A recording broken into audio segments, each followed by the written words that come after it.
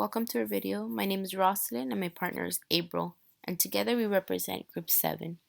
Today you'll learn how to balance equations, complete ionic equations, and net ionic equations. Before we start, I'd like to make a quick recap, and that is, what is a chemical equation? Does anyone know? So a chemical equation is a symbolic representation of a chemical reaction. The reactant chemicals remain on the left side of the equation, and the product chemicals are on the right side of the equation. The two sides are connected with an arrow leading from left to right.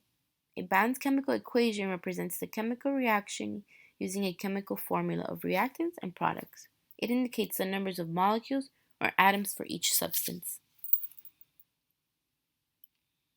Now, before we can balance equations, there are a few rules that we need to keep in mind.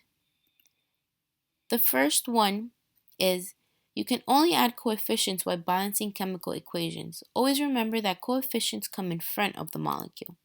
As seen below, there's a 2 in front of the O, which means that there are 2 oxygen atoms. And there's a 2 in front of the hydrogen, which means, but let's not forget that we have a subscript, so we have 4 hydrogen atoms. The next rule we should keep in mind is that coefficients do not come in the middle of a molecule. They must always come in front of a molecule, as seen below. Our third rule is that you should never use subscripts or parentheses other than a coefficient to balance the equation. And lastly, do not change the numbers that are already part of the chemical formula. Now, how to balance? So here we have an equation. As you can see, it's not balanced. What we first have to do is balance the magnesium. As you can see, on the right side, we only have 1 magnesium, and on the left, we have 1 magnesium as well. Therefore, we do not need to do anything else, as it is already balanced. Next, we have hydrogen. On the left, we have 1 hydrogen, and on the right, we have 2 hydrogen.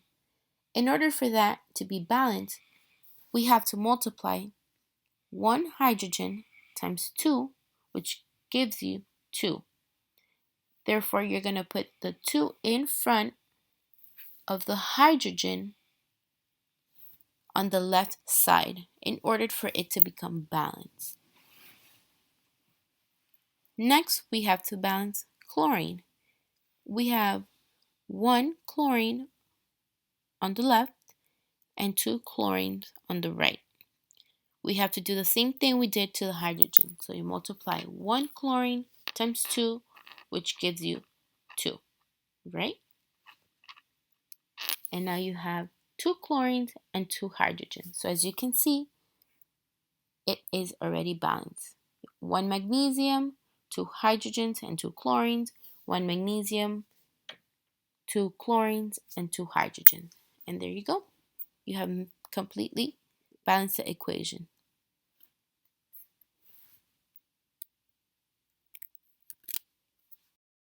Balanced, what we have to do is split it up.